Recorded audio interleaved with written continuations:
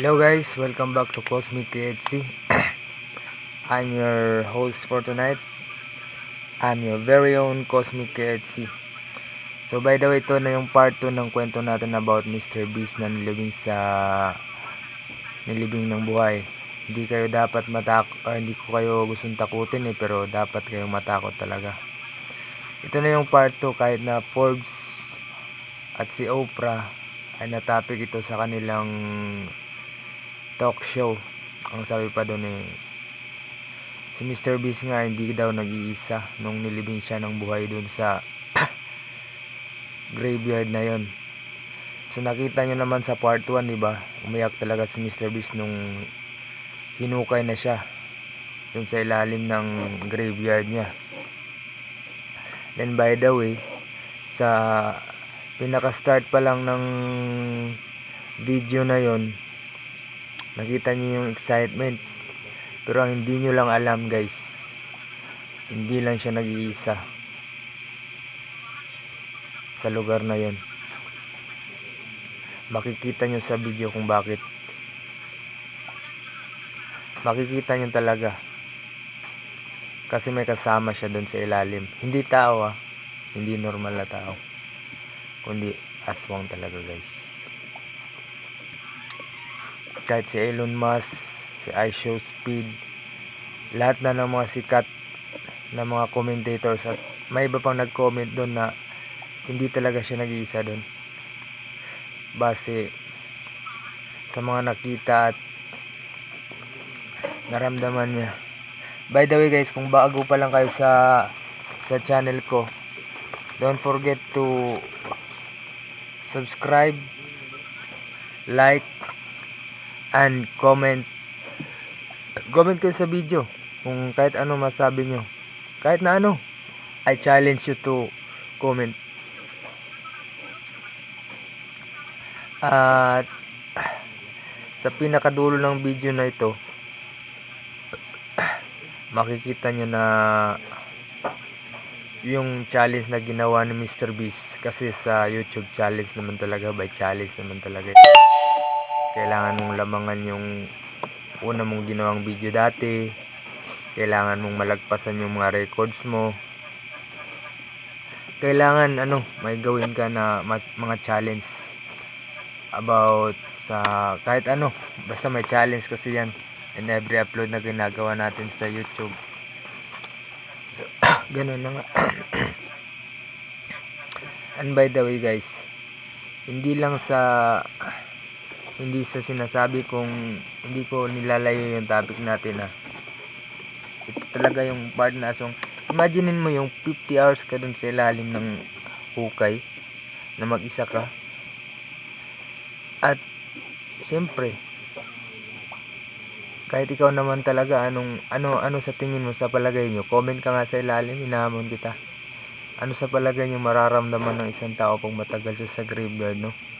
Siguro yung mga mentality niya mag-iiba na. Yung tawag yun, mental yung shock ba, masya-shock ka. Tapos maraming mababago dun hindi mo alam kung anong mangyayari sa'yo. Hindi ka sure kung imaginein mo yun, 50 hours ka kaya nasa ilalim ng lupa. Katakot yun guys.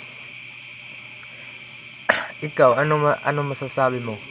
Don't forget to like, comment down. Ipipin ko sa description ng part 1 para makita nyo yung part 1 nito. May part 1 kasi ito, part 2 na to ng video series ba. Kasi ngayon na nga maraming nanood, kaya mga 100 views in 2 days, kaya susundan natin ng series ng part 2.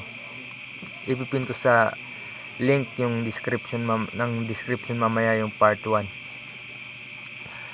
At ito na yung part 2. Comment ka, share mo, at syempre like ka na rin. By the way, I'm your Cosmic KHC, a Pinoy vlogger from Dugong Blang, North Cotabato. And by the way guys, si Mr. Beast kasi sikat na siya yan. Sikat na vlogger yan. Pinakasikat yan sa YouTube. Pinakasikat yan dito. Alam naman natin lahat yan, di ba? At sa mga hindi pa nakakilala sa kanya, siya yung superstar ng YouTube. Siya yung may pinakamataas na viewers. Siya may pinakamataas na rank sa YouTube. Pangalawa na sila, doon sila iShowSpeed at yung iba pa, at ang our very own mga YouTuber. Makikita nyo na siya yung may maraming followers, maraming subscribers. Sa Facebook marami din siya yung followers. Hindi ko lang siya nakikita sa TikTok. Hindi kagaya ni iShowSpeed na andun siya sa TikTok, nakikita ko. Tapos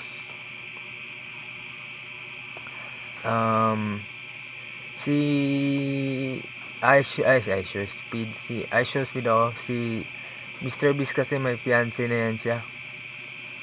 Kagaya ni iShowSpeed, nakita ko din na may girlfriend na kasi si iShowSpeed.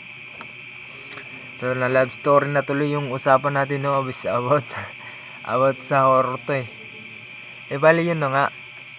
Makikita nyo na pag ni-review nyo pag bininyo nyo yung video na makikita nyo sa part 1, makikita nyo dun, makikita nyo yung misteryo sa loob ng